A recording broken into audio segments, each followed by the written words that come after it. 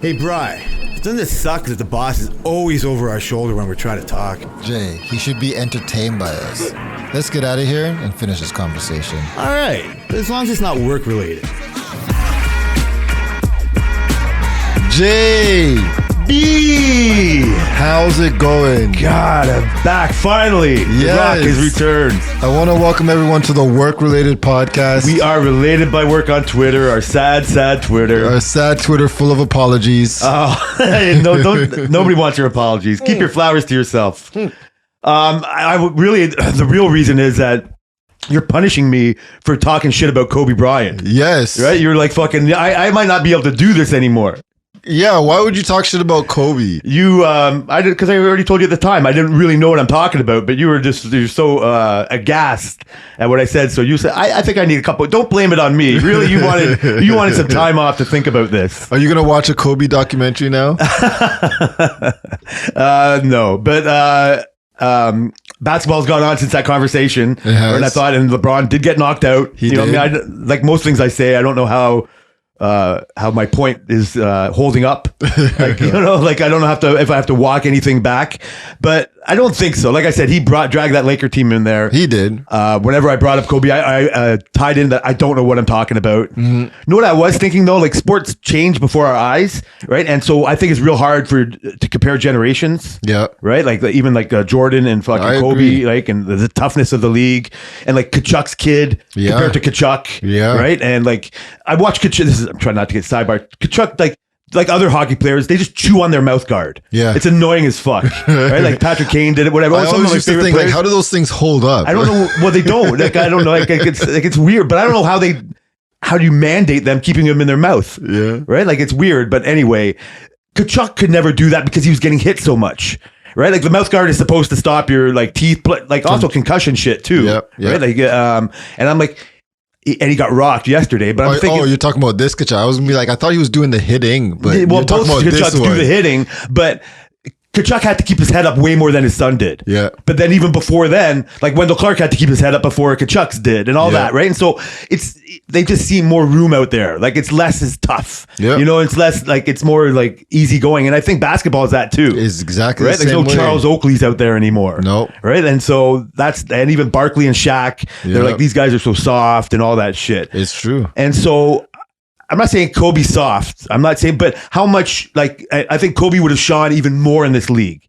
Like, now? Oh yeah. Like, I don't know. I always hear how Jordan never even took threes. No. Like, you know what I mean? Because it was never done that like that. Yeah, he took a couple, but it's like, it wasn't his thing. He's like a mid-ranger. He was but like they never coached him to do that. No, it's just how you had to play in the paint back then, right? And because it just seems so illogical to shoot all those threes. Steph Curry comes around and changes the game like that. Yeah. So like smaller guys like him like thrive. And so like I think Kobe's toughness would be even more apparent in this league. For sure. And he would like last longer. So I hear that like conversation. So I'm not going to go watch. That's why I hate the conversation. Like, I know it's hard to say. It always comes up with LeBron, where they always say like LeBron. Like, I've seen people on Twitter say LeBron would be better than Jordan and whatnot. But it's a completely different league. Like, it would be harder to go back than it is from them to come forward. Yes. Because there's so much less physicality. There's so much less. You think it's harder for them to go into play in the future game?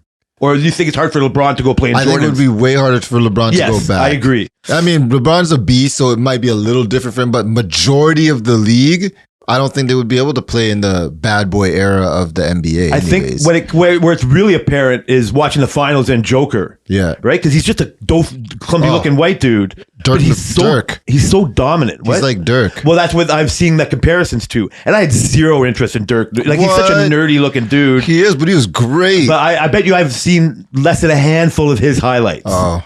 Right? Yeah. Like, I could care less. Yep. I didn't pay attention to Steve Nash. It was in a fucking, like, I didn't. I knew he was, but you knew that. I don't that's why I have that opinion of Kobe. I didn't pay attention, right? Yeah. But they had that toughness that, you know what I mean? Like, I don't know if it's missing, but you could play without. I have a question. Without. Do you know, okay, so what was the best era of, what's your favorite sport? NFL? NHL? Yeah. You like all sports. My best era of NFL, it's okay. So that's a great way to put it. I probably go walk back on this opinion, but I like where it is. I kind of like where it is now. Now? I think I liked it best in like the mid 2000s, after Tammy and I like got married and we went to the football games. Yeah. That's when I traveled. That's when like the quarterbacks weren't as protected, right? Like the quarterback got knocked the fuck out. There was lots of. It wasn't quite the Lawrence Taylor fucking 80s. You know what I mean?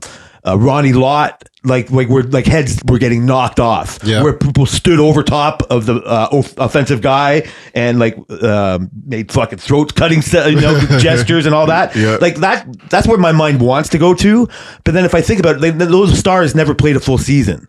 Like they got knocked out easily, and I think the game suffered for that. I think right now it's maybe a little bit too protected. But man, it's exciting. Games can like change on a heartbeat. So. What about the NHL? So NHL, that's a different beast. I can't say this is my favorite era. I think my favorite era was, and it's probably just coincides when the Leafs were fucking winning, is the late 80s, early 90s. Okay. With like Wendell Clark, where fighting wasn't just a gimmick, but almost like you had to be a fighter, almost every player on your team. Like you had to be ready to go. And if somebody hit your captain or something like that, like a guy came right in and there wasn't a question asked, you know, like, but that's when I was paying the most attention. And that's what I was going to say. My favorite era of the NHL was the Matt Sundin, the Darcy Tucker, the Ty Domi era type thing, right? And my favorite era of the NBA was probably just like a little bit after that as well, like the Steve Nash and the Dirk and all that, the Kobe's and the Vince Carters, like, you know what I mean? So how old were you at this time, you think? Oh, I don't know. Like early teens type of thing, right? Yeah, like early teens, stuff like that. And so I'm wondering, like, is it because that's just the era that we paid the most attention? You took the words before I said it, but is that the era? But I feel like I pay more attention to, well, I don't pay more attention to those sports now, but I feel like I pay more active attention to sports now than I did back then. Like I can rattle off stats. Back then I could only rattle off players and teams and lines in the NHL and whatever, who was where. But now I could like probably rattle off stats and stuff like that. Is that because that era is the era of us growing, and that just like, you know how they say music is like it's like music of your era, like you it coincides with your memory. Is that the same thing with sports? It probably is, but it also, like, I bet you my buddy, like from Ottawa, who we were one of the reasons why I couldn't be here last week, is he loves hockey probably just as much now as he did before. I've never really heard him. He's probably my go-to guy as a hockey fan. He likes football too. He's into football more than I am, but I'm in it for my own, like watching while I'm drinking and betting on it. Right? He gets more into the fantasy football and the stats, and so he's up on players. And I bet you he never looks at it like that. I bet he just accepts what it is for now. For sure. I think it's a longing for nostalgia, right? Like, but also I think it's a part of it, I'm guessing, is cynicism, right? Like you've seen pampered athletes. Yeah. For me personally, like it's hard for me to root full hard for the Leafs when they've just disappointed every year, right? You've heard me talk about betting against them to protect my heart. Like, but deep down, I want them to win. But I've seen them lose way more than I've seen them win. Yeah. Right? Like keeping that belief is so hard. And I don't blame the players. It's easy to blame the player. Oh, look at that, Austin Matthews. You know, you look like you don't care as much as Wendell Clark. That's just a bullshit opinion that I have. Yeah. Right? Yeah. I don't know, right? Yeah, Like, you don't know his feelings. I don't know. And that's when it's so obvious, and you see it in Kachuk. Any like a Kobe or any of these other athletes, when his actions actually influence the whole team, right? Like when a captain or a player, like his actions lead everybody. Like this is what I loved about LeBron. Like he was putting all this effort in. He was pointing people around. He was, yelling at the right time. You know what I mean? Like they're not scared to not do what he wants, but they just don't want to disappoint him. Yeah. And if you listen to him and if you're successful, and if you follow these Kachucks, they score goals with 2 minutes to go, they're successful. And so when it's apparent, like it's more celebrated, and then we diss the people that don't have it, right? It's easy to call Anthony Davis soft. Yeah, you know what I mean? But I can't walk on my, I don't know, right? Like these guys sacrifice their stuff. So I think if I think about how my buddy looks at it, just accept what we have. Accept it, but he must have a favorite era. Yeah, I'm curious on what it is. Like I could probably text him and find out. But text him. I'm not going to stop talking. Like I've missed a month of talking to you. I'm not going to stop talking to text him. He'll be there fucking whenever I need him. Yeah, I'll try to save it for next week. All right, we got to save stuff for next week. But, okay, we'll carry it over. It's weird though because, okay, so do you think it's harder to drive a fucking F1 car now or earlier? Like you go way back, right? That's you go back to crazy. those fucking beer keg looking fucking cars.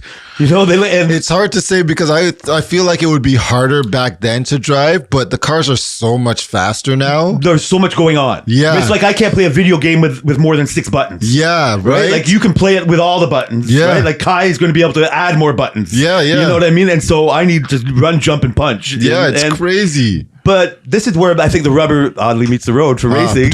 And you'll forget the title of that. That's going to be too early in the pod. So the new guys would be overwhelmed, or the old guys would be overwhelmed with the steering wheel of the new car. Just the steering wheel. Right? Like, I think after practice, like even that they're going like twice as fast.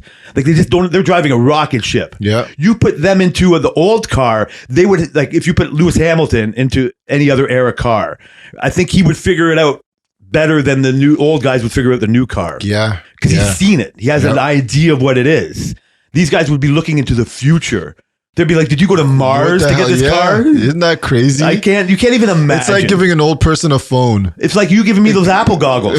Oh, yeah. Right? Like that's even like, we'll get to that, right? Oh, like, yeah. But that's like a whole different way. And then you say, oh my God, look at these kids. They grow up with these VR headsets. Or they get to blink at their apps. Yeah. You know, but who knows what that creates? You know what I mean? Like how better the world, like it's so easy to say they're soft. Yeah. And it is. That's the go-to thing.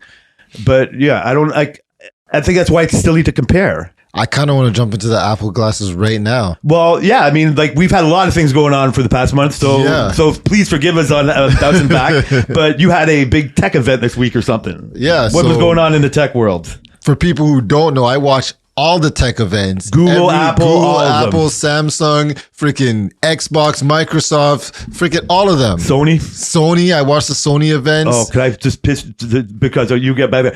I'm pissed. Pre-pissed because I loved Gran Turismo. Yeah, that's probably my favorite video game when I had a Sony. There's a movie coming out. I see all the ads. I go, it's just going to be a fucking Sony.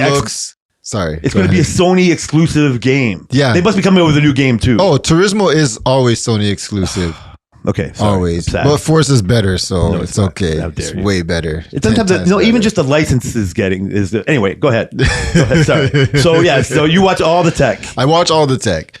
So Apple had their event on this past Monday, and it's a typical Apple event. You hate watch it? I hate watch when they do certain things because Apple's at this point where they and I had this conversation at work. Apple's at this point where they just feel like they created everything. And if you are completely engulfed in the Apple world, you'll believe everything they say. So as kids grow up, which is why this is why I don't agree with a lot of stuff they do, because as kids grow up and they grow up with an iPad and they grow up with YouTube influencers, because this is what kids do, watch YouTube, and everybody has an iPhone for the most part, and they talk about this and that. I feel like Apple should have been more responsible in I get that they want to sell stuff and I get all that, but you should be more responsible in your misleading information they do, because they do it a lot. Right? And some people don't know because some people are just engulfed in just that world. You know what I mean?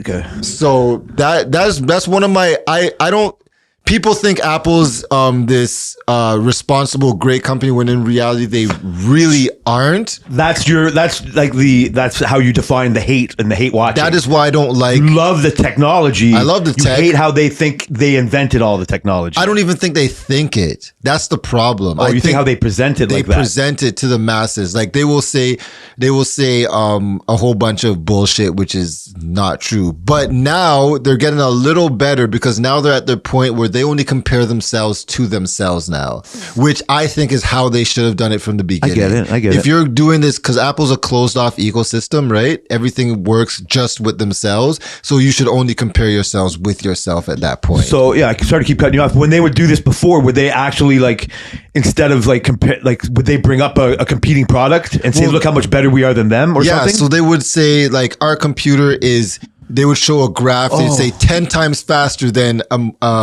this Windows laptop. Okay, but there's a million different configurations. We already know that you're not faster than all of them. You're faster than a lot of them, but you're not faster than all of them. And then they would show a graph and say 10x and then 5x.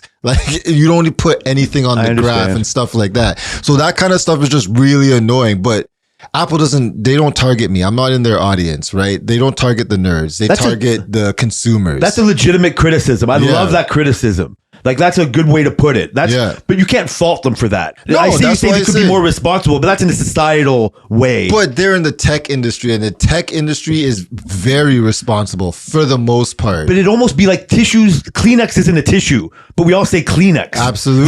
There might be a better, like, have you seen this kind of tissue? Yeah. Nobody gives a fuck. Yeah. Like, somehow Kleenex got into the zeitgeist. It's but not that's as the important. thing. Nobody cares because it's Kleenex. Yeah. But when it's technology and it's world-changing tech and stuff that, like, it's just like, I don't know. I feel like most tech companies are responsible with basic stats, stuff that you can't argue because, like, sure, you can argue that an Apple is faster than the computer, but like, what level of computer? How much did you spend on this computer? Like, is it faster than is it faster than the computers that NASA's using? And they're not using how far Macs. you go. Exactly. So you can't just say we're faster than a Windows computer. You can't say that. No, but it is sense. in a way like the fine print says not all Windows computers. No, it doesn't. But also in a way that I don't know. I know keep cutting you off, but I keep thinking of these things because like, they didn't invent the MP3 player, but they invented the iPad, like the iPod. Yeah. Right. And so that situation, when they make the first presentation of the first iPod Shuffle or whatever the fuck it was, would you be mad? Like, hey, stop acting like you made the MP3 player, but they made the MP3 player better. They did make it better. They made it user friendly. MP3 players all played music. But why did before that there was the Zune player? And that was Microsoft's Zune player that didn't last long. They got rid of it fairly quickly. It was basically the same concept, right? But didn't the iPod just wipe out every other MP3? Like, didn't you have to, you know what I mean? Like, that's my idea of when they first took this idea that you're saying and said, look what we invented. The iPod made it popular. Like, some people would think, like, in this version, like I'm saying, it's like, hey, Apple made the MP3 player. And that would be because they presented it like that. Exactly. That's what I'm saying. So they've been doing this since way back. Yeah, that's why I've always had an issue with that's Apple. Smart. It is smart, but it's irresponsible. Smarmy. And I get it. And I get it in a lot of industries, but because it's the tech industry is what makes it different. Tech is so it's number based. You're binary. It's a computer. Like, things are ones and zeros. Yes, I'm faster than you. It's not objectively faster than you. You know what I mean? Yeah. Like, you use an iPhone and I use an Android phone. You say an iPhone's user friendly, which I would agree with, but I say an Android phone's that's objective. But to say if I said my phone has a bigger megapixels on the camera and yours doesn't, even though that doesn't make camera quality, we're pushing that aside. You can't argue with the facts of the numbers, right? No. And that's what they do, and that's what I don't like. This is longer than I want to say.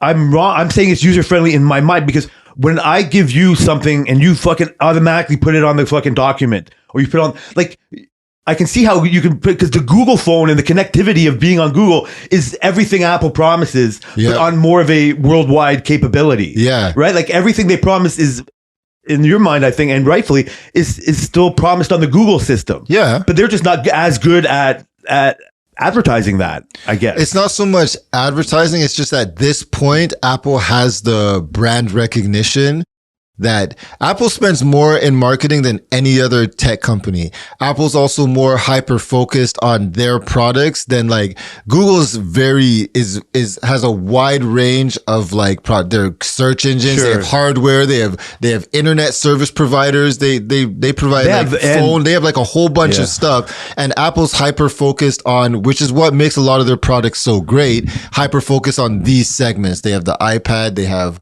Apple TV. Like, I could name them. I can't name all the stuff that Google has, or even Microsoft would be even worse. Like, you can't really name all the stuff that Microsoft has going on, right? When you get to that point, the other two seem so much bigger than Apple.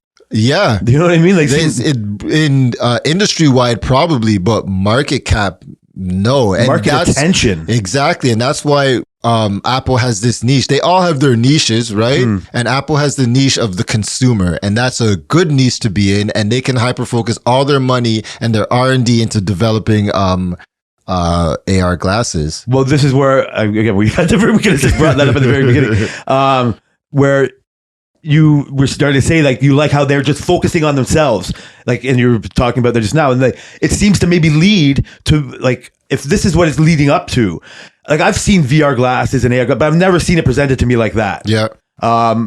It's funny enough. I want to talk about TV, and you hate Pete Davidson, but there's an opening segment in the first show. I will get to TV that he's watching. Like it looks like the Sony VR. Or it could have been Oculus. Yeah. And he's watching like porn on it. Like it's a whole scene. I'll get it, but it's just like, holy shit, look at that. Yeah. Like, that's crazy. And I've never even thought, but that's been around for a long time.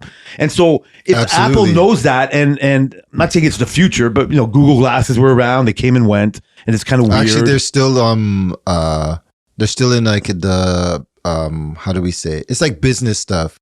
A lot of like architects use that kind of stuff. Like that's, okay. It's not consumerized. Okay. Then that's what Apple fucking thrives on. Yeah. Consumerizing. That things. is their target audience. Everything is just directly for the consumer. So when it comes to these like the contacts or Google glasses, and then let you go off because you started this conversation, and then now Apple gets to their VR glasses. Yeah. Now, was that the only thing they were talking about in this this conference, or No. is that the only thing that you took away from it? That's the biggest thing. That was their one more thing. So have you ever watched an Apple event? So at the end of almost every Apple event, since Tim Cook, Steve Jobs used to always go at the end when it seems like it's winding down, I have one more thing. So this is like a running theme that they always do, one more thing. And the first one more thing I think was the iPhone. Okay. So that's where it all started, right? So then they did the iPad, then they did all these kind of stuff. And so now it was this VR glasses. And this has probably been promised. I've heard rumors of this for years. So Apple's been developing this for years and years and years. They spent apparently like 100 million or like $1 billion or some shit like that on this. They've been doing this for like 5-6 years, right? Developing this headset. And so they announced the headset. It looks pretty cool in my opinion. So right away, what do you think right away? Like you just said it, but like, so I think it's great tech. So even though I have this hate for Apple, I expect when they do something that it's supposed to be better than everybody else because these other companies target like nerds and industry like manufacturing and stuff like that. Like the robot, like the dog robot, it's not for consumers, right? Right. Because all these other companies target them, those are a harder sell to a consumer than Apple would have to do. Apple's ready to consumer like they have to be. No, but that being part of their rollouts. Yes. Like that makes it more exciting or more not believable, but more real. Like the robot dogs are not around. You know what I mean? Like they're around. No, I know, but just not to us. I brought that up to you. You know what I mean? Like I've tried to look at articles when the police use them. Have they come and gone? You know what I mean? Like the Black Mirror of it all. Yeah. And so these glasses, like the Black Mirror of the whole glasses thing, you just said it now. It's not, the Google glasses are for architects and other industry use where Microsoft HoloLens. Even when you watch, Tammy watches doctor shows, right? And there's some on Netflix now, and you see these surgeons, and they're wearing 3D glasses, watching the monitor. Like that technology they use to operate on insides is amazing, right? And their doctors now have to be way more into tech than just like a race car driver. Like you take a fucking surgeon that's never seen a TV screen, and good luck. Like you don't just open people up and look. You really looked at the heart. No, the heart's there on the TV, and so. I guess you can practice that way and get better at that. So, anyway, were you looking forward? Like, what were you expecting when you watched this presentation? I was waiting for the thing. So they announced like all their other regular shit updates to iOS. You know what's funny? They announced that on the new iOS coming up for your phones that you'll be able to. I guess they couldn't do call screening in the way like we do on our phones, where if somebody calls me, I can screen it and it'll transcribe what they're saying on my phone screen. Like if I'm in a meeting and I can be like, oh yeah, this person's saying that. We've been doing that for a couple years. So now they announced their part, and once again, they announced like they invented it type of a thing. It's kind of crazy. But anyways, what happened is, like, what were you expecting with these glasses? I don't know. I expected it to be Appleized. Okay, Appleized, right? Everything they do is like Appleized. Maybe because they take a little bit, because they don't want to be on the bleeding edge. Yeah, they take more time to do it, and then to Appleize it. They Appleize it, right? That's exactly what I would have. I didn't think of those words, but when you showed me the video of it, that's Appleize. That's Appleize, right? Very consumer, very soft, very how do you say it? Approachable. Yeah, like they do it in that kind of a way. So it came out, it looked nice. I was like, yeah, it looks impressive, right? I've seen a lot of people who got to try it. They talked about it on video, a lot of tech reviewers, and they say it's very impressive and it works great, right?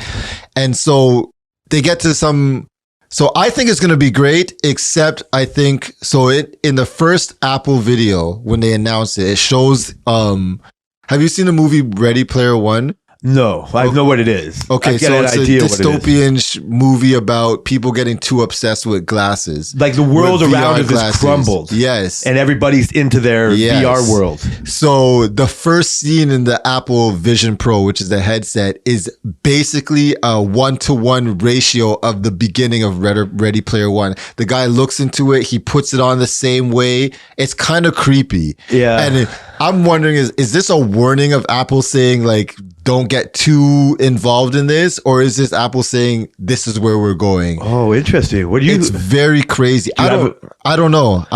Well, that you're either an optimist or a skepticist, like skeptical. I don't know, because I've never really thought that VR should be something that should be used as we use a computer or as we use a phone to that frequency. It seems forced. I think it should be an escape for a little bit. But of course, people are going to abuse that, of course, right? Like there's a whole bunch of ways to talk about. So that whole Ready Player One, the part of it is like a Terminator dystopia world where technology, like Skynet, like, you know what I mean, where human batteries, like the Matrix, like these dystopian ways of technology, you know what I mean, like creeps us in. And when we watch it, without even like thinking about it, we just say, oh, that future can't exist, like Ready Player One. But Ready Player One is closer to being real than it was in 1980. Yeah. Right? Like, it's just like you even like that future world from before, you would never realize it, like how weird the world could get. We talk about like the disconnect of everybody and everything and how individualized everything is and whatever, right? Like we're all stuck in our own little social media bubbles. Well, that's the thing. Like, look how COVID really opened my eyes to how disconnecting people can really affect how people are. The kids nowadays already are just so different because they spent so much time away from people. And you were still in classrooms, or for some part of it before it was virtual classrooms, right? And kids just seem a little bit more different. Even my kids have been a little bit more weird. Like my kids were afraid to go back to school. And so imagine a world where a lot of people are everybody, oh, I'm going to school. You put on these VR glasses, you go to school. Oh, I'm going to go shopping in the metaverse. You put on these VR glasses to go shopping. You know what I mean? I feel like humans cannot be disconnected for that long. Humans never really work. I can't name you one human who's been isolated for so long and thrived. But you're right. I think it's a balance, though. Like school's also bullshit for sure. School's outdated. I wouldn't say bullshit. Yeah, and it's like the longer we look at it, you see as an institution to make us office robots, right, or whatever. And then you think about who started school. You know what I mean? Like fucking and all this shit and how it goes. And it's like it's such an institution. When COVID comes and disrupts it, then you're just like, okay, well, how can we do this better? Like I look at it, not having a foot in the door, like. I automatically think the social part of not going to school and being around those kids is a detriment not going. Absolutely. Right? That just brings up more, man, like it just, you're not learning being a human. Yeah. It's not the 2+2 part. It's like how you be a teammate, exactly. How you be a partner, how you do all that. Like that. But that's why, if that's what school does, it only does it as a secondary byproduct of what they're saying they're supposed to do. And by cutting that out, like figuring out, okay, now we're going to do it socially. Like, I don't know where the social part comes from. I don't know how to make that better, but it's just, we're looking at it at such a couple years microcosm. Like maybe in 10 years, the kids just adapt better. We'll look at it like they're not as good as they would have been in 1990. Yeah. But I also don't know how much is that as we like Wendell Clark and fucking Matt Sundin. I tend to disagree because I feel like us as humans needs a certain amount of physicality. It's like when we did this podcast when you went to Florida and we did it online, and now how we do it in person. It's not the same. No. It's not even close to the same. Even if we're not doing anything different. We're looking at each other and we're talking, but the chemistry and the flow is so much better when you're with somebody than virtually. Okay, so and that's I think a great some point. things can't be replicated. That's a great point. So I told you again. Part of me was thinking, I maybe could have somehow done this. It wasn't that important. Yeah. Like everybody listening to, we fucking love you. For sure. It's so fun. Like it's so selfish for us to do. For me personally, because it's my therapy. It's a lot of things. And when we did it from Florida, right?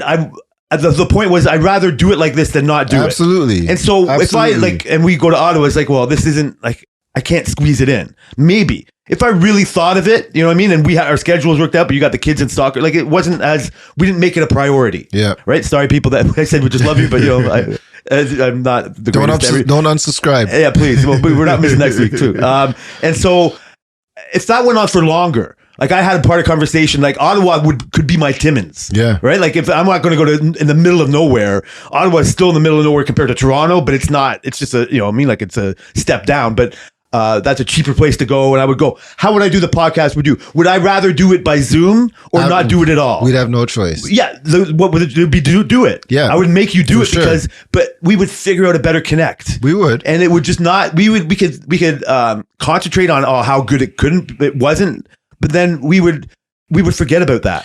But like, don't you think so would you agree that it would be diminished virtually? So yes, then wouldn't we at first, but how much of that is us getting used to it? And how much of that is us, making it as good as it is personally? Like, are we just getting used to the photocopy version of our podcast? Like, would we just be like, well, you know what? After 30 of them, you know what? This sounds great. I get it. But, going back to the original, like how much of that do we just get? And that's what I'm saying with the kids and the virtual connection with the headset and whatnot. How much of that would be we getting used to just being disconnected from one another instead of actually remembering that a physical connection, like a talking, like being in person with people is better. You're right. You should punish them for adding to the disconnect of the human race. Because really, that's what at first with the iPhone, and again, they're just they didn't invent the fucking social media and but everybody is like maybe it's BlackBerry with messaging, instant messaging, like that's how it first opened up communication for sure, and now with these goggles, it's adding to the individual, like making everybody an individual. Like Tammy and I, like that was part of fun of doing Lego. Is you're forced to just put on music and work together. Yeah, it's almost like a couples therapy thing. I thought, you know what I mean?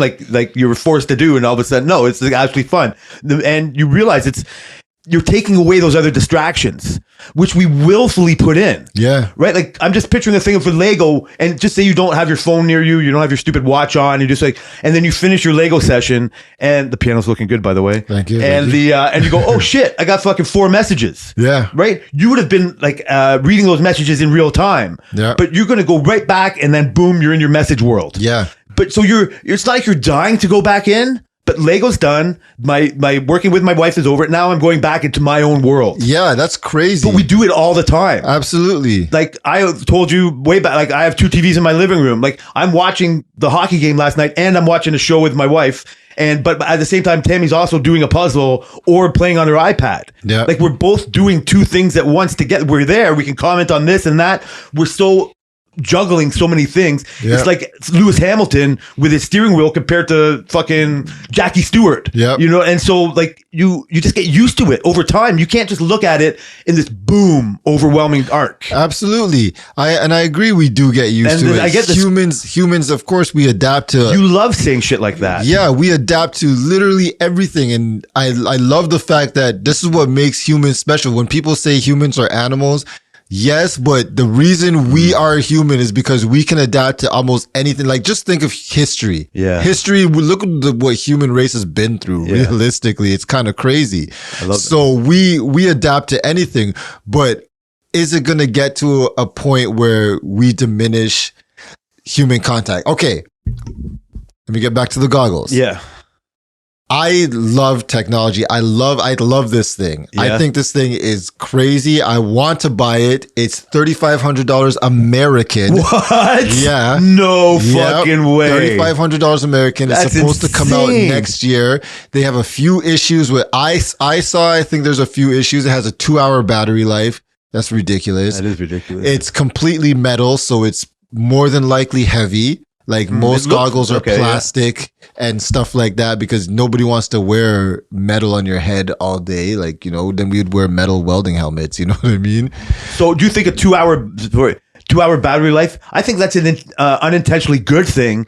Stops you from wearing it for too long. True. But people are just going to plug it in eventually. Yeah, eventually. I get it. But that at first, it'll stop you from doing it too much. Yeah, that could be good. Yeah, but they'll just have extension cords. But I've been jealous of people with like Oculuses for a while. Yeah. Not totally. Yeah. But I've never even gone to one of those VR rooms, like those sandboxes they have where you're fucking like killing zombies with swords, right? But the idea of it seems cool. It's very crazy. It's very cool. Gordon at our work has Steam. They have a Valve Index, which is their VR headset, which is probably the best headset for gaming that is out right now. He has one of those and he loves it, right?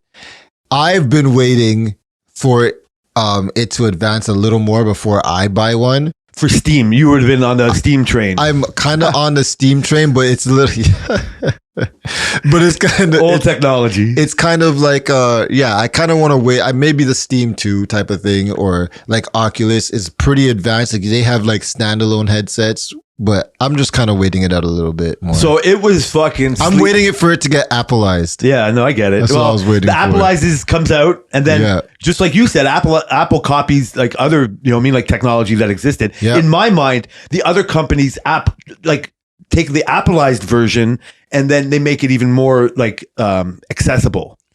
They put it across more than just the one platform. I think it's more. It's like a back and forth. So all this technology is like, we know Oculus is on their like 6th headset. You know what I mean? Steam is on their first one, about to do their second one. And Apple waits till these guys develop these because the only way you can get there's different types of tracking, right? The only way you can get these things is by somebody doing it and then developing that and then having people create for that. So this basically Oculus pioneered all of this, right? And so it started to grow and grow. Facebook bought Oculus and all that shit. And then Apple waited till it got to a point where they can take it and throw millions and millions of dollars in research and their patience behind it. And then they get to it to where it's a point today and consumerize it more. Like all the other headsets are consumer, but they're gamers. They're for nerds and gamers and people who want to draw buildings in 3D. Or architects. Yeah, for sure. I get it. Right. And then Apple takes it and says, no, this is for soccer moms and stuff, stay at home moms and somebody who wants to do whatever.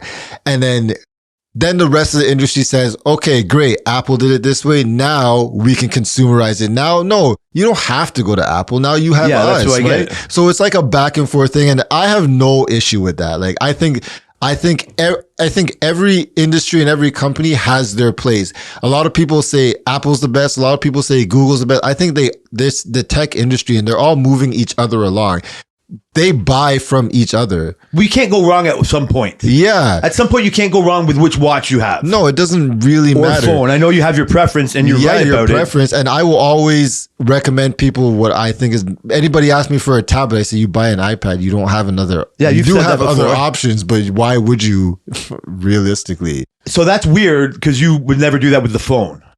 I just tell people, what do you have now? And if they say they have an iPhone. Have you ever told anybody to get a Google Tab instead of a fucking, or Galaxy, whatever, instead of an iPad? Depending on who they are. If they're very inclined and they want the fuss and muss, I bet. It's mostly, And a lot of people, they will tell me, they will be like, I don't want an iPad. And I'd be like, why? So you looking at the Apple goggles, I could see you thinking, one day I'm going to get company X version of this. Like that's sooner into your real grasp. No, I'll probably buy the Apple ones. Okay, because it'd be like the iPad of goggles, maybe. Basically. what's an Apple eyes among many things we can go off is like the eyeballs on the outside of the screen. Yeah. Right. Like that's I don't know. Apple eyes. Yeah. That's a pure Apple eyes thing. That kind of idea. And what we're talking about is most of these goggles, like they're ski goggles looking things. These Apple ones you showed me are the tightest version of those I've seen. And you just see a black screen when somebody's wearing them. Right, like if I'm watching you wear them, you would actually see normally. Oh, normally it wouldn't be Oculus. a screen; it would just be whatever it is. Like it's not clear. If I'm wearing an Oculus, it's tinted. The Oculus is tinted. The Steam one is just a wall of sensors. Yeah, so like if I'm looking at you, I'm looking at a person going like this with but I can't see your eyes. Yeah, and so these Apple ones, one of the creepy. It's kind of creepy when you think about it, but it shows your eyes. Yeah, right. Like it's not just a projection of CGI. Well, I guess it's not like a projection of animated eyes. It's a projection of your eyes on the outside of the Oculus or Apple eyes goggles. Yeah. So you come in and look, and in this AR world, right? I mean, that's just assuming people understand. Like AR, you see the whole world. Yeah. And the VR is like you're totally encompassed into the world. So on the goggles, which we never saw, they have the digital crown, which you guys have on your watches, on it, so you can scroll between AR and VR. So I wanted to wear a pair so badly when I saw it. Yeah, but it seems so forced to use. Yeah, like I was telling you, if I'm in my living room after fucking working all day, working out, and eating dinner and all that, like the hour and a half that I have tops to sit in there, I'm either wanting to roll a joint, watch TV. Like I couldn't see spending any of that hour and a half with those goggles on. That's the thing. Like that's things that I would do by myself. I couldn't do it with a house full of people. No, it'd be rude. Yeah, exactly. Right. And so like, it's even when I use my computer, I use my computer so much less. I only use it when I'm alone. So is that what it does? Could you ever see not being here and there's goggles sitting on that desk? No, but what those goggles do, if you have a Mac and you look at your Mac screen will pop up in AR. I've seen that before, but it's all Appleized, so I think it would be better. Like I would consider buying a Mac Mini. Just if I bought those goggles, I probably would buy a Mac Mini. So instantly your computer icons would come up without any extra effort. Your home screen. But why? Well, okay, because you don't have an iPhone. If I had an iPhone, I wouldn't have to do that. Only Macs. It's only Macs. Why wouldn't it just be connected to my phone too? Because it's supposed to be computing. Whatever. So that could change. Everybody's like they're into their phone. I'm never buying another computer. You're never buying another computer? I'll buy phones all day long and these goggles. I mean, I haven't bought a computer in ages. I mean, I can see that because you guys have iPads and stuff. Tammy's never bought a computer. But you guys don't use computers to you don't have a need for it. I don't even understand what you would need it compared to a pad or a phone anymore. Really, Jay? Yeah, like you do all kinds of editing. Gaming is not good on a phone. True. Okay. And I'd rather buy a computer over a console because gaming on a computer is way better. Not niche, but now you're an extra step into gaming. I am, but gaming is a massive market. So. And massive, but is PC bigger than consoles? A computer? Like no, not better or what? Like but bigger? What sells more, games on consoles or games on PCs? Really? The world plays. Yes, 100%. Huh. 100%. The Steam library is massive, and Steam is if you don't know about Valve is a company of I think they have 80 something people, and they make billions of dollars a year. No, but I just figured more people are playing games on their TV with a fucking controller than sitting in a room with a computer. Yeah. Like whose computer's in their living room? A lot of people. You can. Yeah, I'm guessing. I don't think of that. A lot of new TVs, so variable refresh rate is like FreeSync and G-Sync. It's like a technology that all computers have been having for years for gaming that doesn't make your screen tear when you're playing a game at a higher refresh rate. TVs are coming with that because people connect their computers to their TVs to play games. So the gaming industry is on the rise, not on the decline. PC gaming, okay, especially because of Twitch and game streaming and all these type of things. Nobody really does that on their console. Really, they typically do it on a PC because you need the horsepower. Consoles don't have that kind of horsepower, and they don't have the library and the legacy library of a PC. Type of thing. I never would have thought that. I would have thought, like I said, I see the Gran Turismo movie and I'm jonesing for a Sony. I still pay my monthly fucking like Xbox thing and I just stare at it, collecting dust in the corner. Well, that goes to show you the only way Sony can do it is by having exclusive. And even now, Sony releases their games on PC because they recognize how much massive industry they're missing out on. So a lot of their games now have been releasing on PC. Spider-Man. So why wouldn't they allow it to go on Xbox?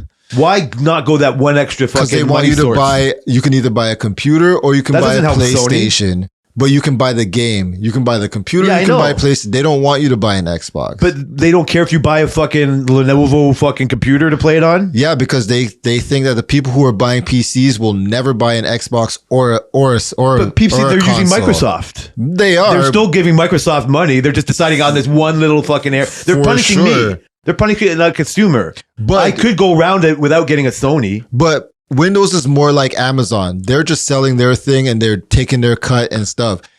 Sony is not in the market against Windows. Sony's in the market against Xbox. Yeah. So if they rather you buy a PlayStation rather than an Xbox, they don't care if you buy a PC because those people will never buy a Sony anyways. But it sounds like people buying a PC for a video game are not buying a Sony either. Yeah, that's what I'm saying. Yeah, so they're just that's spiteful. That's why they're putting it on. They say you can either play on PC or you can play on our PlayStation. I know, okay, but that's just more of a fucking whatever. Like I'm the loser here because I don't get to play Spider-Man or Gran Turismo. Yeah, essentially, PC is the only winning platform. In a way, I don't care about it as much. Like I should have bought a Sony because I don't like the exclusivity of Xbox isn't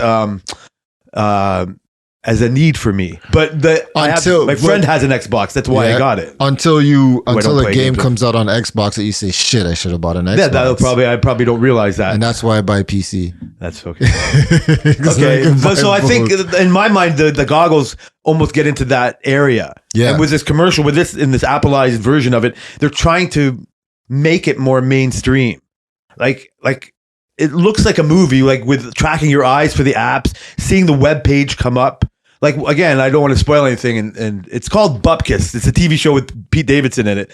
And when I'm watching him go through like his VR, like through the web, it's like, I've never even thought of scrolling the web through VR glasses. Yeah. Right. Like it's just, but I don't know. I don't know how many times you have to do it before it becomes a thing that you have to do. Like, I'm not going to, you become so immersed in it. Like I was blown away by the presentation showing like the shadows of the apps on your so I'm more excited about the AR version of it, right? Like I don't know which one is better for you. Is the VR version or the AR part of it? I think I would say AR for that because if I was going to do VR, I would just buy an actual VR. I like because it's like seeing magically things appear in the room that you're in, right? Yeah. And touching it, but. Do you think they have like, I guess you're putting fucking other people's sweaty faces on it, like a tryout at the Apple store to fucking try these things? You know how they got all the computers laid out and shit? It's possible. It's fucking very interesting. It is very cool. I think it's going to be it's very cool. I think, yeah. So TVs for sporting events they've had for a while, like you can get alternative broadcasts in like, they call it like in VR. I don't know what, like you can pick your camera angles. You can turn the camera. I've never done it. Yeah. Do you know what I'm saying? Have you ever seen these things? But I've never immersed myself in that. Have you ever done shit like I guess you don't have any of these goggles. I think I did it. Oh, not in goggles, but there was a trial I was doing it on the internet during a live game where you could go around. I've seen like VR YouTube videos where if you move your phone, you can kind of walk around the whole room. I've tried VR goggles before. Google back in the day had this something called a Dream. I have it up here. It's a Dream something goggles, and you would put your phone in it, and then once you close the goggles, it would be in a VR thing. So it would just be. It's basically just this fabric head thing. This was probably like 4 or 5 years ago. It's this fabric head thing that you would put your phone in. And then it would put you in a VR. I've had that. I had something like that. Yeah. So I did have that. So Google had one where it had NFC in it. Yeah. And when you put your phone on it, it would open up this app that they had that made it was just like everything. It had a little remote, and then you would just go through it and you would point. It was like a thing pointing. So yeah, I've done VR and stuff like that. I had that, and it made me more sick. It made me. That's the problem. That's inherently VR AR. And so the Appleized version of that, have they somehow like stopped? Is that lag or something? They say it's refresh rate. They say that their refresh rate minimizes it, but that's not a problem that we've got to solve yet in this technology world. I forgot all about that. I had one of those dream things, and I ended up giving it away to somebody because I just never. It was too much of a chore. It was chore. only for Android phones, so you must have had a different one. I probably did have a different one, but it did seem like a Google thing that worked with it. It was something that worked with an Apple phone as well. No, it never worked with an Apple phone. There have been something. There's some, for sure, like Best Buy ones and stuff. I guess. I don't know, but it just didn't. It just like I said, seemed forced. And even like I said, now, like, so if I'm just going to go on Twitter or whatever, and I just go on my phone and just use it, I think they're looking at a thing where you would do it through goggles. And then you put on the video. So anyway, like the whole immersed part. Yeah. Like I don't know. I'm curious on it, but I think bringing it into this whole world changing way of like how it's going to change kids in school and all that. Unfortunately, I think it's speeding that kind of thing up. I agree. I don't think it's going to get there in the near future, but like for people that I've seen who has VR goggles and AR goggles like for years, they tend to like I've said a million times, I watch a lot of tech YouTube, like tons. It's basically mostly what I watch, right? And so people who's had these things for years end up putting it to the side because they say, these are tech guys, these are nerds who are fascinated with the technology. They say a lot of the times, and this is like what you said, when you come from work, they just can't be bothered to go put on a headset and go thing when you can pick up a remote and click your TV. Or I can go sit on my computer and tap my keyboard and then, you know what I mean? Oh, check if my headset's powered up or charged and stuff like that. Like those are hassles that people don't want to deal with right now. We're in a world of convenience, really. That's basically what's thriving our world and our technology advance. We have delivery, Amazon, like, you know what I mean? We're in a world of convenience, not inconvenience. I think it might speed. So I'm just picturing a world where all the people using computers at our work. I'm just thinking of like Nicole, you go to her office and you're interrupting her doing something on her computer. She might have a window open that, you know what I mean? Like she's doing something personal, but she got all these other pages on there. It seems impossible to imagine, but just imagine just like you with no computer on your desk, just your goggles sitting there. Right. And everything all hooked up with that. So just picture you going into the office and she's there on goggles doing her thing. And then she stops and you see her fake eyes. And then she can actually see you. That's retarded. Things. I know, but what if that's more convenient? What if that's how it gets adopted? Because you have to be on a computer at work. Oh, but I get that. But the convenience part I'm talking about is not the fact that I can still connect with her. It's the fact of having something on your head. I can't even wear my welding helmet all day. I have to take it off. Sure. So for me to wear goggles all day that is made out of metal, that's heavy, then you got to think about it's getting hot in there. It's you're going to sweat. It gets dirty, like you said. Like, or do you share it with people? Like that is so much more of an inconvenience than sitting down in front of a screen. I think we can't imagine it, but you're right. I'm just trying to argue for the sake of arguing it. But like, what if there's like becomes more an inherited convenience that she's just not tied to that desk. We can look at this like 1980, like whatever, 1965 version of like, what? Everybody stares at a screen for 8 hours a day? Well, yeah, but no, they work in a trucking industry and they have, really? There's more people in that building staring at screens for 8 hours a day for their work. That seems so unnatural to that person. We've allowed it to happen. Possibly, you know what I mean? And so now we can think of this world where like fucking like, you know what I mean? Like things that track our eyes and a world like, it's just like, oh my God, you use a keyboard? Like that becomes so archaic, right? And these goggles, this version of that just becomes, oh, it's so easy to just put the screen in front of my eyes. Like, why have we been jonesing for something like that? We don't know. I don't think we really have. I think the goggle itself, the goggle idea is the limitation. I think the physical goggle is the limitation as to why it would never be. I think the future person is having contacts. I think the future person is, because Google's developed contacts with a screen in it before they shut it down. And that was supposed to be a thing, right? It probably got too scary. It probably got, oh my God, this is going to fucking change the world way too fast. Or Neuralink, like the chip in the head. I think that is where it comes. But the physical thing of having something on your face. So the goggles are the computer, like, you know, not the computer was the fucking gateway to the phone. Now the phone, in my mind, I know it's computer and PC, all that, right? But I'm just saying as a consumer convenience, Appleized version of these things. And then it's a phone, and then we get used to the goggles. And then, it's all driving to then contacts, and then the Neuralink. And then it gets into this weird world, again, I don't know anything, of quantum computing where atoms do things. Yep. And it's basically a biological computer.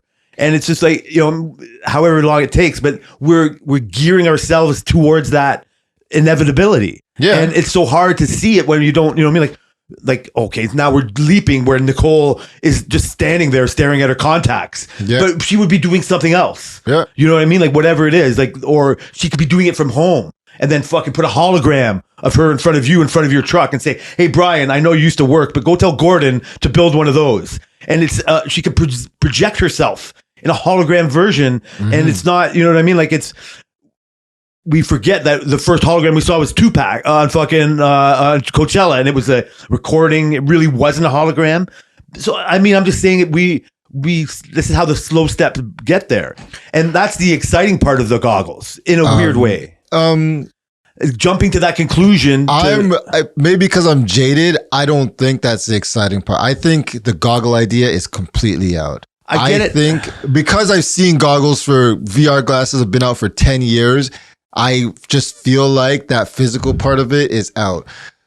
If it was $800 instead of $350, then I think it's fucking like, you know what I mean? Like still, easily. I think people, so the Valve goggles are $1,100, right?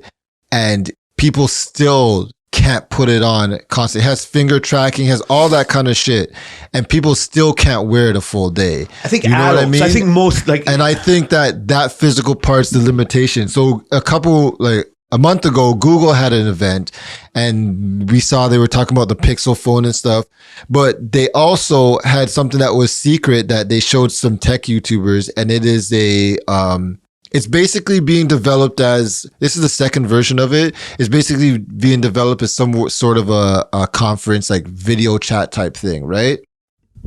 And you would sit in front of this type screen, and it has like cameras and shit around it, and it would project to you, because it tracks your eyes as well, something in space. Okay. You would just sit, no glasses, no nothing. You would sit in front of it, and it would feel like that it's in front of you.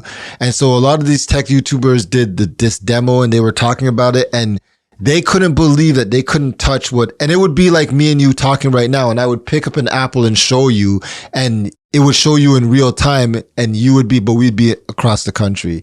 And he was, one of these tech YouTubers was like, I thought I could grab it. Like I literally thought I could grab it because it's so convincing. Obviously it's still a flat screen. It's not really a projected screen, like a physical in front of you 3D hologram, but it is so convincing. I think when you don't have to put something on, I think that's when things are going to fly. Yeah, I'm not trying to argue that point, but like you can't get there without the goggles. You can. Well, you can, but not in a Appleized way. I think it's too much of okay, you're right. I don't know. I think the goggles are fine in between. Yeah. Like it gets you a reason to figure out why you might need to do that. Like, but I think what it is just, like I said, it'll all of a sudden creep up on us. Yep. Like in a way, these goggles have creeped up on me and people like me. You just bring up these valves and all these other things, so it's not as exciting to you. Yeah, like you're watching it and you're seeing it, so that's way more exciting, I think, for me to see that. It's nice to hear that you're not looking at it in a jaded way. Yeah, right. Like you're enjoying it for whatever other reasons, but you're making that choice of not to hate watch it. Like that's why I think I brought that up. Is it's like, oh, okay, yeah, like you kind of said it. It's like, oh yeah, they're acting like they invented it. But that's their job. That's what they do. They do that for their market shares, and you know what I mean. They have no responsibility to prop up. You know, we're all sitting on giants' shoulders, right? Oh, so, for sure. But just the idea of shit tracking with your eyes. You know what I mean? Like I don't know. Like I'm looking at it in a way like we never knew we wanted an iPad until they gave us an iPad, and we never knew we might want this AR world until we make our way into it. Like it could be how it gets more mainstream. And then it comes into this almost forced way where kids are so used to one more COVID thing happens, and if say like in 5 years or whatever, and these goggles kind of maybe not super mainstream. They're so expensive, but we've all seen the commercials. We've all seen it on TV. In some part of us, we've jones to try it out. And then all of a sudden the world shuts down again. And then all of a sudden you know, whatever, they become, and kids have to have these to go to school or something. I don't know how you make it like that. Yeah. Because you were fucked if you weren't had Wi-Fi. Yeah. Right? Like you could go on school. Nobody was fucking sorry for you if you couldn't afford an iPad or a computer. Right? It's just assumed that every school, every kid had Wi-Fi and a computer. And so do you care about the people that didn't have any of those? No. They get left behind. Schools actually gave people computers for free, which was crazy. So I see a world where, okay, maybe not 5 years, but whatever, if some 10 years, something like that happens again. Now, okay, we have to give everybody goggles. It's imperative for society that we get along like this. I agree. That could work, but I don't personally think computers is ever going away. So I think that's going to be a problem for goggles. And that's how Apple's pitching it, that they're the next step in computing. I see it like that. I don't. I know, and you're probably more right than me, but I see it like that. I do. Okay, so even just I'm just trying to, I can't see the time of it, but we all have our interest, and we talked about sports, and you like F1, that's what you dive into. Yeah. And I'm just imagining my interest in F1, and I'm looking at Sportsnet, app, and I click on a video and I just watch practice highlights or something like that. So how much better would that highlight be in my goggle version instead of watching it on my phone or computer? Slipping into that world. It might be good, but I watch it on a TV. So how much better would it be on a goggle versus a TV? It might be bigger, but I don't know. My TV and my sound system on my TV is a lot better than I would get out of a goggles, right? I don't think so. Oh, for sure. For sure. So then why would these goggles even exist? I think if it's not better, because I find the immersiveness, right? Like in this world where you're on the track, you're in your living room, but now you're, you know what I mean? You're in the fucking pit lane. There has to be some more attraction to it. Right? Why they sell it in a hockey game where you can kind of put yourself on center ice and look around and the play's going over there, but you can watch Kachuk fucking with some guy, you know what I mean? On the back end. Yeah. That's the whole appeal of it, is you're in there. So you don't know really what you're missing. You just think that and you're right, because you have a better setup for everything else. But I've tried things that were live like that. Like the NBA app had a thing like that you were doing. I used with my VR goggles where you could look around. At the end of the day, I want to be able to do other things while I'm watching a basketball game. I want to be able to talk with my cousins when we're watching a game together, and we can talk shit and do all that stuff. It's just so much. It's even though I like to be by myself anytime I can, I would rather enjoy some of these things with other people. When I watch F1, I'm messaging Mike and Chuck on Facebook. Okay. You know what I mean? Yeah. So it's so what if you're wearing goggles and they're wearing goggles and you can see and they're listening to you? Yeah. Right? And you can virtually see, they're like the Apple. Yeah. You can fucking look over and there they are. Yeah. I've never been in this metaverse world. That's the promise of that. The idea, Howie Mandel was on Rogan with that, and he sold his hologram likeness and his VR likeness because it's going to happen anyway. Yeah. So now he has another company that will go and, you know what I mean, stop people from using it unlicensed. Yep. And so they, you know what I mean, because it's and you can do comedy shows around the world. It just seems weird, and we can concentrate on the disconnect. I think that makes sense. So do I. Then that's where it becomes a niche thing. If this comes okay, I'll wear these goggles. That's why for $3,500 you can't but that's a price point. That's a personal limitation, right? That's, you know what I mean? You've decided not to spend on that, and that's obviously going to happen to a lot of people. It's when it gets so Appleized that it's part of the payment plan. I think it already is. You can get it a payment plan. It's $100 and something a month for whatever amount. I so see the disconnect like you do now. That's why I brought it up.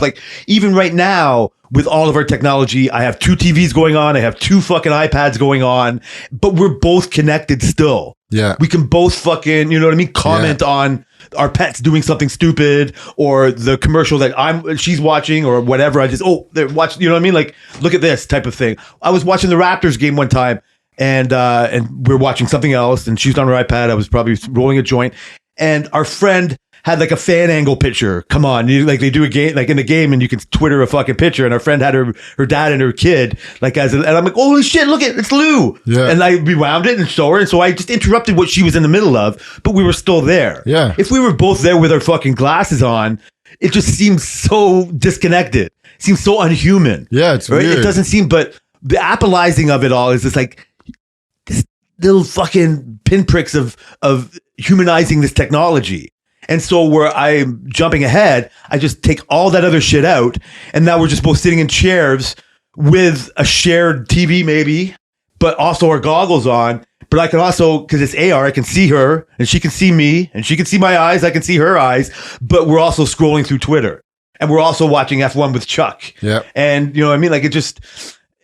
And then your battery real. dies, or your head gets sweaty, or your neck hurts because of all that. And that's why our necks hurt now from looking down on our phone. For sure, but you can just like this. You know what I mean? I think that fuck, what was I gonna say? I think the it's gonna come. It's more disconnecting than connecting. It is more disconnecting, but I think it's gonna go the way of the metaverse. You think it's gonna go the way of the metaverse? The AI song, like it's too gimmicky. Like No. I can say I like fucking Biggie singing Nas. I don't think it's a gimmick. I think it's a necessary step to get to where they want to be without the physical limitation of a goggle. Yeah, I think that part, no matter what, this is exactly why they put the eyes in it. They made that a feature, and they made it a point to comment on it, because they realize that nobody wants to look at somebody with a headset. And I feel like no matter how much you put eyes on the outside, it's not going to be the same. And I think that was the only way you can sell it to somebody's home, is to put somebody's eyes on it.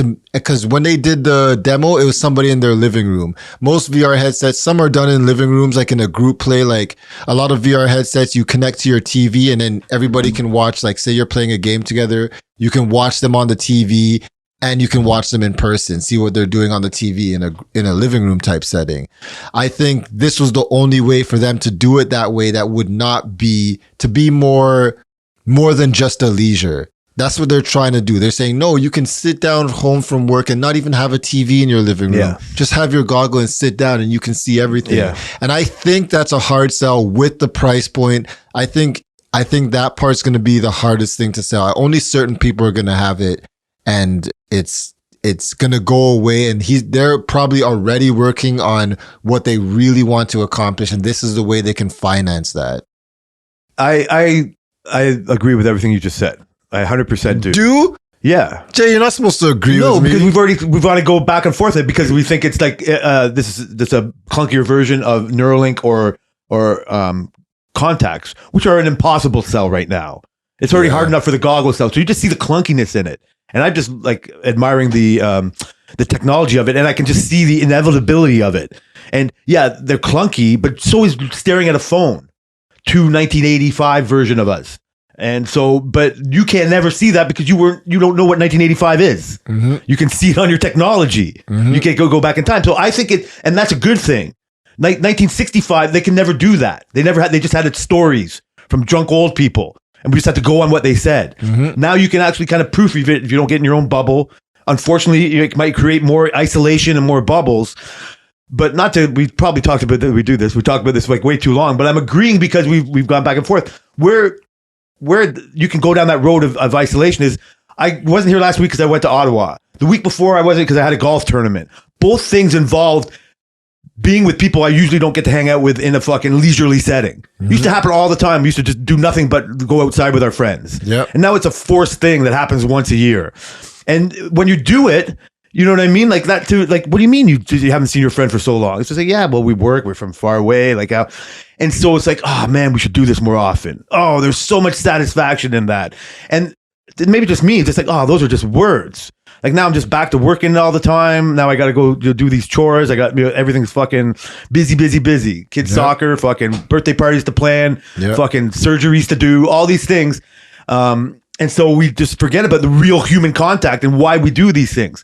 You're better at it because you have a bigger family, I think, and you go out of your way to share like most experiences. Like you said, you watch a race, you're talking, you talk to your cousins all the time. Mm-hmm. You're always messaging somebody doing something. So you stay connected a lot. But so for these past couple of weeks, I actually did real connection. Like I went to my friend had his kid is getting married, and they had like a Jack and Jill party. Yep. And it was fucking phenomenal. Like it's so fun. Like again, hard pivot, but we talked about your mom moving to fucking Timmins. We couldn't understand how somebody would move so far away from the city. Yeah. And like all the things are leaving, but we understand like getting more for your money, and they have their garden and all that. It's just like fuck. So I haven't been to Ottawa in ages. My friend came down for the golf tournament. And he came down last year, and he's come down here and more. He was working down here. I never saw him enough. And so, yeah, it was a shitty drive. Like it's fucking 4.5 hours. It wasn't that bad going there. Jay, you drove to Florida. Yeah, I know. You're right. Yeah. Yeah. Sorry. Rick isn't as nice as Mickey Mouse. You know? True. No, you're right. No, it's just how you look at it. Yeah. I look at it most times. It's like, oh, my weekend. I guess I don't want to go up there, like spend the drive or find enough reason. Ottawa's not Florida. Ottawa's not fun. It's been said many times. And so, but we have this planned, right? Like, didn't want to get away. I didn't, coming to the technology is like, I was thinking of a way to try to squeeze in a Zoom pod, but it would have been forced. But that's why I knew if it lasted longer, I would have done it. So, but what I'm bringing, as I was doing it, I was relishing in the celebrating with friends. Even at the golf tournament or all those things that I guess I just don't do enough. You're good at it. Like you threw a banging wedding, but then you're throwing a banging family birthday party for 100 fucking people at the park. That's insane. It's gonna be fun. It's gonna be great. Yeah. Like like when you're in it, maybe you're not because you're doing all the way. It's like fuck. This has nothing to do with technology. This is like, maybe it happens all together, but that real talking with friends and doing it in a celebrated like fashion. Like it's part of why I love weddings. Yeah. Like the love, like the joy in the air. Right, like the funness, and so we were just sitting back because I only know my friend. I don't know any of it. Like there's a couple of his friends and his cousins. So I was asking, is it fun? Is it better to go to a big party and know everybody and have like look like staying high to all these people you don't know or whatever, reminiscing again, or kind of sitting back and like people want no expectation on you. Like I know this isn't a hard stretch, but I can mingle. Yeah, I can fucking make friends out of anybody or whatever. I can go to a bar by myself, sit at the bar, and like all of a sudden I'm butting into a conversation or this whatever. I'm not that, but I can also be shy and reserved and stay home too much. Yeah, right, and put on my goggles and get into my own, like little world. I can see that, but not being forced, but given a reason to go out. Right, like I think you're good at making reasons to do stuff. I just relished being with people. Yeah. Not this techno, and I enjoyed it. And not in the way of I should do this more. One of the things I guess is a guilt trip is I never went to his 50th birthday in Ottawa. It was in January, so it's hard drive. It's winter and not there, but I never made the effort to go. I believe if I threw a party for my 50th, he probably would have made the effort to come. But I was just like, I don't want to fucking go. He threw a big party. He had his wife was throwing a surprise party, and a couple weeks asked, hey, you guys, he would love it if you came up. And I was like, fucking Christmas just happened, like whatever it is. Yeah, right. It's more of a guilt thing. He could care less, but it's just like, I didn't do that effort, and it would have been another big celebratory party, and would have had great. And so when I'm in the middle of one, and this is where back and forth is just like. I don't know if I enjoyed kind of people watching. Yeah. Like I said, I had I mingled into all these things, but it's just like, sitting back, looking at it in a way. Do you know what I'm talking about? Like the two differences. Like, do you think there's a better? Like, no, is it better? I think both are great. Yeah, both have their place for sure. I was on Selena's cousin had she got married and then she did like a little after thing. This was this past Saturday. Was it this past Saturday? Whatever. This past Saturday, and then we were like out in the boonies, or like outside of Welland type shit. And I was like, I know some of the people, I know like 3 people there, family members. The rest were like friends and like friends of the groom who I didn't know. And so I got to sit there and, people watch, have little conversation with people that I don't really see often. But yeah, like I get that people watching, like Selena will always make jokes with me when we see people, like, you know what I mean? Look at that guy. Like, oh, you know what I mean? So I get the fun of that. It's just, I think it's just a different thing. I think you can enjoy both. And I think you do enjoy both. I think I might enjoy both equally. And it's not like I want to do this like all the time, but it was so worth going. Like I said, I felt guilty about not going to other ones. Yeah. And ever since like I brought up, not just your mom moving to Timmins or other things, like even you bring up like Welland, Like you know what I mean? Like who the fuck is going to move out to Welland?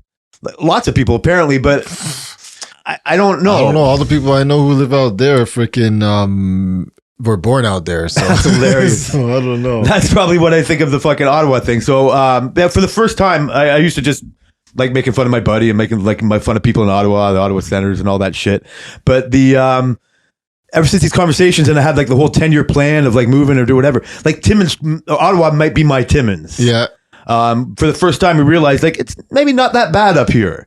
Like maybe like houses are half the price. Yeah. Right. Like definitely like you sell your house in Toronto and you fucking move to Ottawa, you can get that condo with the fucking the golf room in it and the recording studio in it. And you know what I mean? Like all the trappings that we were talking about before. Yeah. I don't know if there's as many to choose from maybe, but it just seems so much nicer and or not going to Tim. It's just like bigger. Like it still had that big city vibe, but not as like hustle and bustle like the area that we live in now. So you're really considering moving out there? It's I'm like now it's all theoretical, but yeah, it would be an option because we don't want to move into the sticks. We don't want to move somewhere where like we're just forcing ourselves to not have the convenience of being in the city for the price version. So we were like looking at it in ways like that. We had we had a blast. It was fun. Ironically, so I haven't taken this drive for so long, and we have like a transponder for the toll road for the 407. So we're looking at like ways to go. So we took the 407 all the way up, and one of the routes you can go back down to the 401 and then like go that way. Yeah. But when I was like listening to my buddy come down, I thought he came a different way, and we could one of the other routes, and it just said like 6 minutes longer. You can just stay and go on Highway 7. None of this matters. So I said, fuck it, we'll just go that way. It was a bit of a mistake. Like it was there was like traffic lights on the road. Oh, God. Go through these old towns. But as we're going up there, but it was a buzz. There was more shit to look at instead of just a highway. And I don't know, like I used to do it a lot before Tammy. Have you ever, I know you have.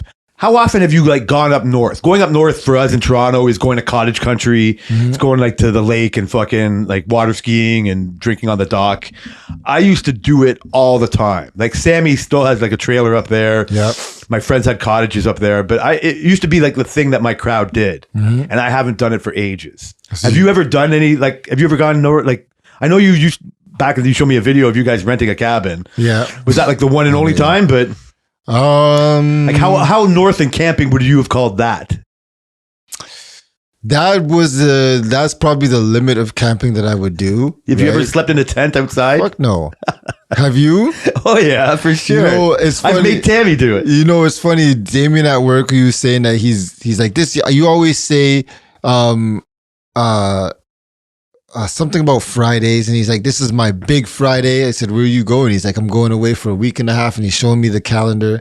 And then he's like, I said, so what are you gonna do? I said, can I come? Like, what are you gonna do? He's like, no, I'm going camping. You want to go camping? I'm like, no. I said, only rich people go and pretend to be poor. I said, I'm not there yet. Now I know Jay's rich. Why? Because I said I don't go camping anymore. Oh, okay. That was before I had a house. You said, did I go? Oh, yes, I said I took her there. Yes, I also said I haven't gone for the longest, or I don't know if I said that part. I said it used to. It used to, yeah. Yeah. That was your crowd. You could say your rich crowd did. Your highfalutin crowd. My highfalutin crowd and their fucking canvas tents and their fucking porta potty fucking toilets. Yeah, yeah. It's a fucking it's a rich man poor man thing. Yeah, right. Like you're either dirt poor living in a trailer or fucking. Or you're somebody like Sammy who pays his trailer park rent and all that fucking shit, and works 5 hours, like 44 hours a week. Yeah. Hops in the car for 4 hours to go stays there for 49 hours. Fishing.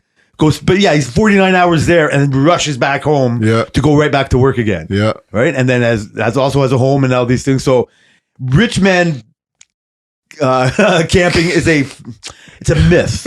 It's reality because you look at those cottages. Yeah. Sometimes you see a cottage with a plane. Yeah. Right on that's not camping, Jay. That's what I'm saying. They're not that's glamping. No. Camping is where I leave my amenities, my electricity, and go cook on a little stove.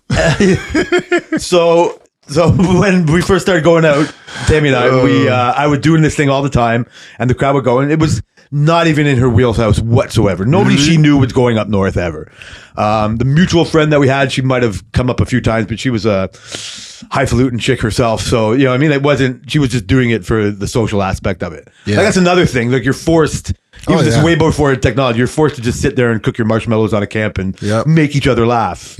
Right. And so, I love that part. So yeah, she would join me in this, like, in my adding to our, you know what I mean? Like, this, my solely interest in this venture. And, it's funny because it's a picture that we have now. My buddy just saw it. We went twice. Okay. We went twice to a friend's cottage. We stayed in a trailer one time. She never complained, like, get me the fuck out of here type of way. Yeah. But she was never happy. Like, I don't know. You know what I'm saying? Like, if your wife is doing something that she really doesn't have a right to complain about, and she's just not happy though. Yeah. It's not your fault that she's not happy. Oh yeah. Might be a little bit. If it wasn't for you, like, she wouldn't be in this situation, but you know, she's going along for it. And it's just like, it would be the least thing she would want to do for her weekend. Like, even like the whole social part, like, she didn't even drink tequila back then or gummies. You know, she probably liked it a little bit more now, but the mosquitoes were all over her. She's putting perfume up there, and then Sammy's like, what are you doing? You know, like, she just sounds like a nightmare. Her favorite part was going to the town and going to the fucking to the one store she could fucking go to and find fucking some inflatable ducky to buy or something, right? Like, and so I was like, oh, she doesn't like this, right? Like, I don't want to make her go do something. My desire to go, because I didn't have any responsibility there. My friends had shit to pay for, the cottage and the trailers, and I would just mooch off of them like I did on couches or whatever. But they also want you to come. Yeah, come on, come on. So the second time, was again a forced celebration. It was somebody's kind of Jack and Jill, like, not really, but like a friend's, like, we're having a pre-wedding party at a cottage, and not everybody could stay inside, so we had to get a tent, and we didn't want to miss this party. In hindsight, she was probably reluctantly like, fuck no, like, now she would be like, no, like, let's not go, or whatever. We would be like, let's make this as good as possible. Yeah. And know with this other experience, like, how could we make this good? So we had a tent, and it fucking rained the whole fucking weekend. Oh God. Like, we were like on a bit of a slope, and it was just awful. It was the last time that I made her go. I didn't see much joy in that. Like, I had a good time with my friends and all that, but the desire to go use my free time to go do that was almost cut off after that moment.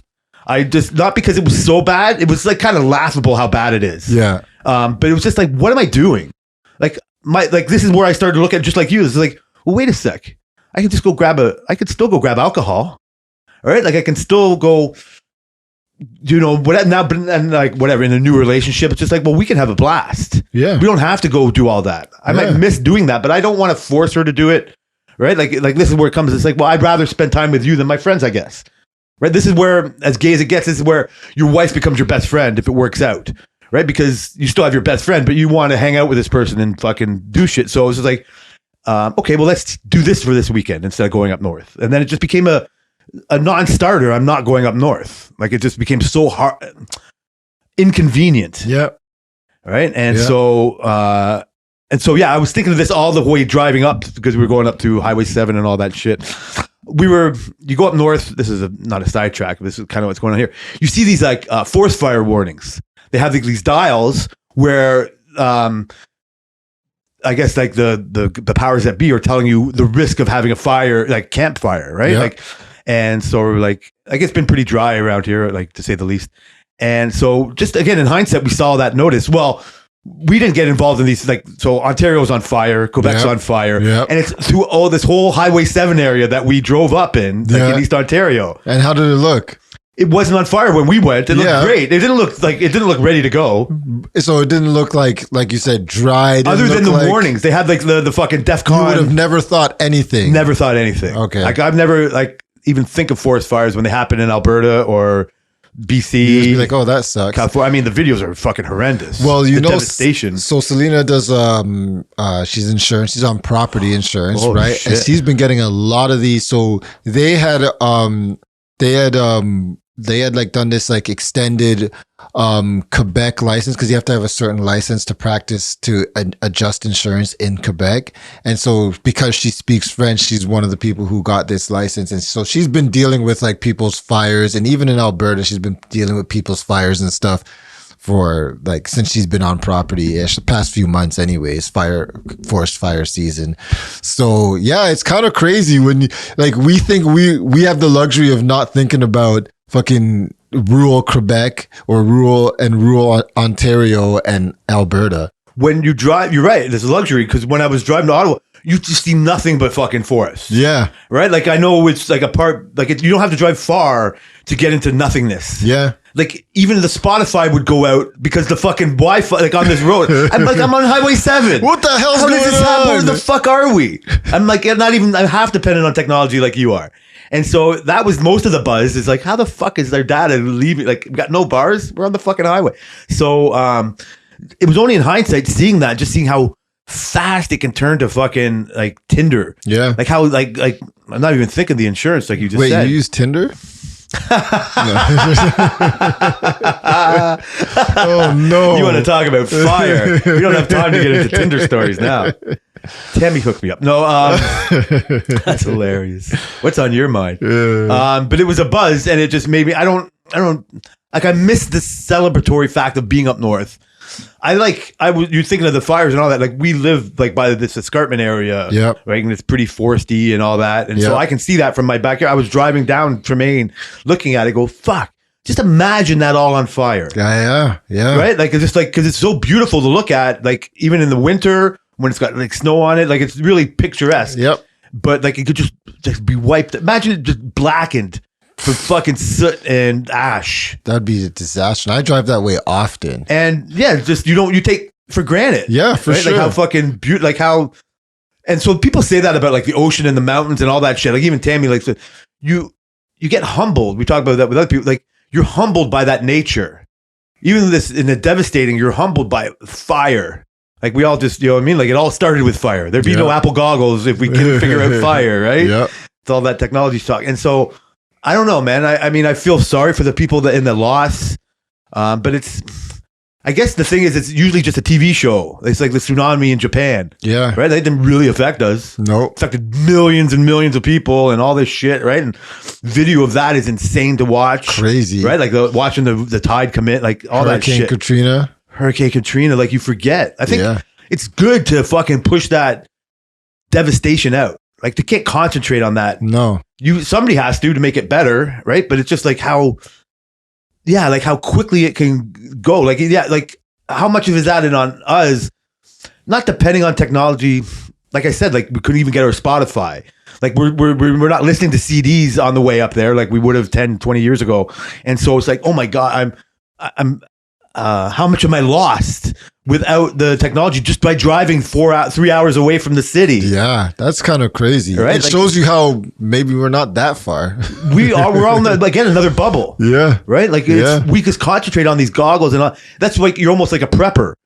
Right? Like it's just like, I'm fucking living Welland in my fucking, I'm sorry, people from Welland. I'm going to live in my, and it's not that bad. But you know what I mean? Like I'm a fucking, maybe Cambridge. No, but somewhere out there.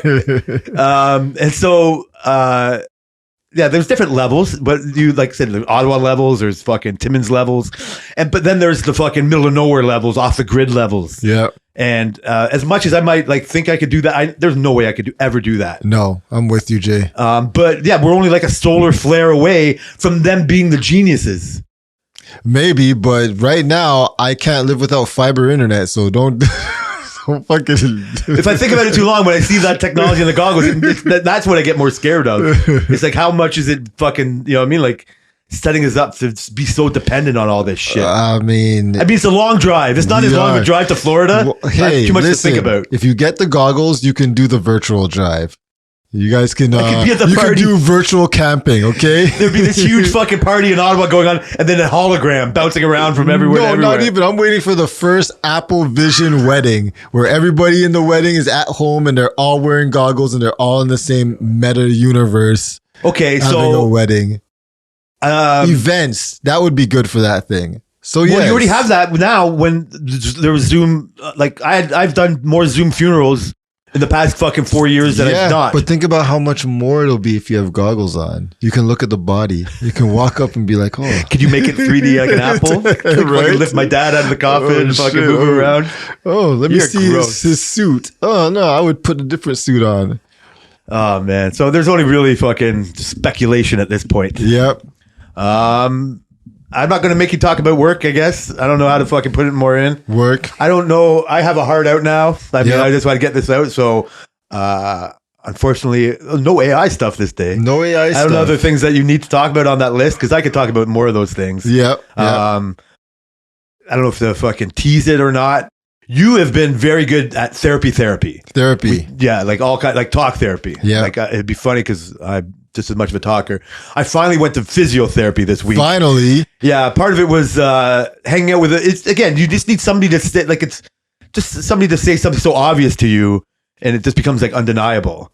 So at this party, I was talking to a friend, and I was kind of complaining about like my movements of fucking my body and all that, and he was whatever, also sharing some of his, and we were just reminiscing about all kinds of shit. And he was like, "Yeah, this is the last thing somebody has to say to me because I say all the gayest shit all the time." He's like, "Yeah, it might sound gay, but you know, have you tried yoga?" And obviously, I don't think yoga's gay. Like, you know what I mean? I understand why he would say that, but it was just ironic for him to say it in that kind of way. And just like, yeah, I would love to do it. Like, it was just fucking this. And I was like, bringing up physiotherapy. He's like, yeah, you know, they're just going to give you exercises to do. And because he was just assuming I'm looking for a quick fix. And I was like defending myself, like, no, I'm not looking for a quick fix. I know, like, it's all on me. Just this be more motivated type of way. And so, but I've been crutching it. Like, I don't go that extra step than you do, like with your therapy. Like I would benefit from that too. I've just never done it. I'm not poo-pooing it, but just like I have to I'm barely like functioning on one leg, and I've been talking about maybe going to see a doctor for over a month, like longer, right? It's crazy. And so like it's like I'm so stupid and reluctant or whatever it is that's hard to fucking push that rock going. That I haven't done that, never mind like talk therapy. So in this conversation, just like, well, fuck it. Everything he's saying is right. And if like, I wasn't asking for advice, but in a way I am, or I should take this advice. It's like, if I don't go to this doctor now this week after having this conversation, which I kind of butchered, that I'm just even more of a fool. I got to start helping myself. So I came home, like as he was still talking, I go, I got to do it. Like, this is like right in my face. This is your stupid God. Like here's another fucking, like, you know, somebody showing you which way to go. So it's like, okay, I'm going to do it. And so I went, and it's given me a couple more exercises. It's made me in this one little visit, since I've committed to doing that, then committed to fixing it, you know what I mean? Like properly. That's good. Right? Like I'm just doing my own muddled exercises and going on a treadmill. Just like, you know what? Maybe I shouldn't go on the treadmill. Just make sure, like, build some strength in this. Like maybe take a step back to go a step forward. And I could tell that she was still, I don't know how many people do one visit. Like, a lot, probably. That's what the kind of vibe I got. Yeah. We connected a bit, but it was like a little bit of a disconnect, right? And I'm just like, I think I might have to go a couple more times and show I'm willing to do the work instead of looking for a quick fix. But she did like some therapy with an ultrasound and heat, and just like freed up like my hip area. And just like, I knew this before when I did massage. It's like, I can fix my body without surgery or without, like, age really is just a number. I can just like one step at a time do it. And that's, I think, what you get. Like, it's physiotherapy. But again, I didn't mean to bring up a topic that I can't talk about now, but you know, it'll be there for next week. But it made me think of you in your, you know, talk therapy way. Yeah. And in this weird Pete Davidson, I want to get to TV and shit too. It's just like he advocates for therapy. Yeah. Right. Like you might have a idea of who Pete Davidson is and why you might like or not like him. He's really just an entertainer and all that. But part of what I might like about him, if he's made a million mistakes that I don't want to be any part of, he's willing to admit that it might have been a mistake. Mm-hmm. And is there room for growth? Mm-hmm. His TV shows try to dwell on why he might make these mistakes. But in this version, so there's a Pete Davidson show called Bupkis.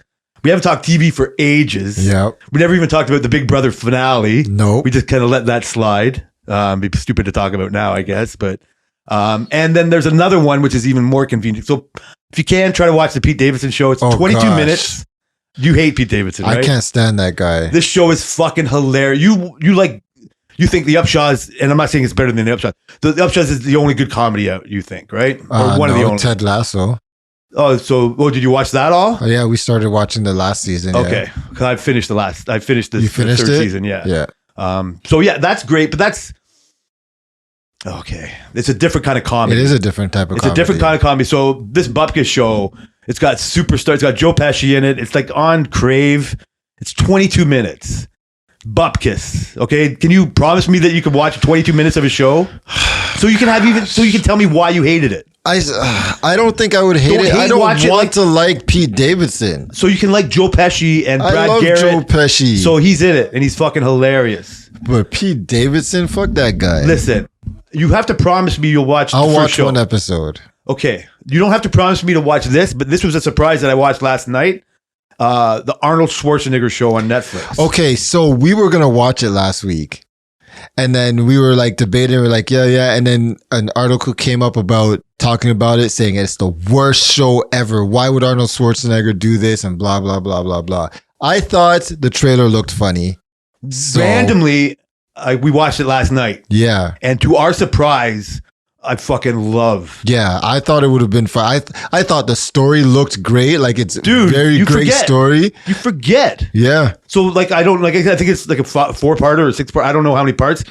It's fucking. He's so undeniable. It's Arnold Schwarzenegger. I know, but you just forget. For some reason, he becomes a joke. He becomes a joke. Like Pete Davidson is just an afterthought. It's like, yeah, I know who he is. Oh, you think you know Arnold? But having it laid out in front of you, yeah, it's you know what I mean. Like, oh yeah, this body. Like, but how did he become him? Watching it, like it's so. Anyway, I was happy that I watched. I can't wait to watch the next one. Okay, like it's really good. I was really impressed. All right. I'd almost rather you watch that than the Pete Davidson, but that's only 20 minutes. The fucking I don't know. They're hour-long shows for Arnold, but like Tammy is not into documentaries at all, type of thing. They're both. Like kind of, they're not fiction. Like they're just, they're both documentary thing. But I was surprised. That's, I guess, follow my words. It was really nice to see. Okay. So check that out too. Other than no race for F1. Oh, we didn't even get your F1 parades. No, we didn't. Oh, too bad. Mercedes ever going to catch up to Red Bull? No one's going to catch up to Red Bull. They're Mercedes 20 is getting plus better. seconds. That's the better story is watching how Mercedes is getting better than watching another Red Bull win a race. Of course, if you watch the race, they never show a Red Bull car they show the Red Bull car in the beginning and they show it at the end. Yeah. That's all they do. The fun of the race is from 2 to the fun of the race is 2 to 5 back. And then the other parts of the race is 6 back. Like everybody's in their own races, right? So yeah. Yeah. It's not who's going to win. It's who's going to get second, third, and so fourth. Canada's next. Canada's next. Montreal. Is your buddies Chuck and Mike going? I think they do have tickets because they had tickets last year. I think they had tickets from COVID. And I think it got pushed. And so I think they have tickets for this year. So we'll see. Add that to the exciting talk of next week. I got nothing that's going to stop us. Yeah. We didn't even get to your birthday planning for your big celebrations, but we'll be another week closer to that next week. Yep. Listen, I want to thank everybody for coming back with us. Yeah, and listening to the work-related podcast. So yeah, Twitter was sad. That's how the whole conversation got started because it was just apologies. Yep. So maybe throw out the link to your Apple opinions. The Apple on Vision. There. Okay, yeah, we could do that. Maybe it's harder for some people to find these than it is for you. Yeah, you're right on the cusp. All right, buddy. Good to see you again. Yep. See you next week.